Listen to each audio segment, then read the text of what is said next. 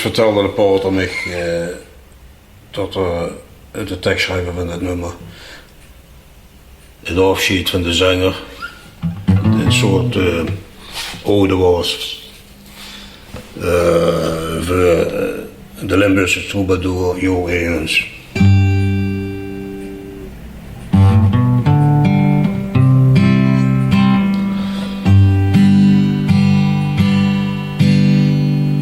Zo ieder jaar komt het voorjaar weer opnieuw. En over alle heuvels in het Limburgs land, de appel en de perenboom die bloeit. Een goed boeket zo in een kinderhand. De zomer staat over de deur. En het koren en de terf stonden hoog. De vruchten riepen langzaam geel en goed. En lustig klinkt de vogels in het goed.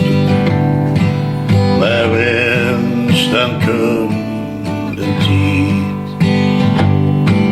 De wind waait door het leed. En iedereen die vraagt zich af hoe een vandaag geleefd. De klokken sloegen het reuven toen. Hoe blijft vandaag te zijn we toch? De zon van Limburg toch zo schoon. De zon van Limburg, toch zo schoon.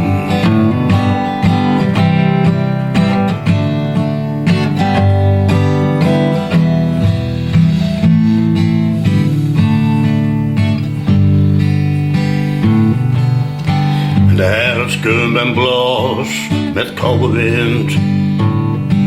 En in de blijen vallen af. En over Holleweg en Stoppelveld, daar krast nog enkel een zwarte wolk. En de sneeuw bedekt de daken van het huis. De dag ziet kort, de nacht de nevel slank. En op de hoevergrond de lichtbron. Voorbij zal er blije vogelzang. Maar eens dan komt een tijd. Ja, de wind waait door het wijd.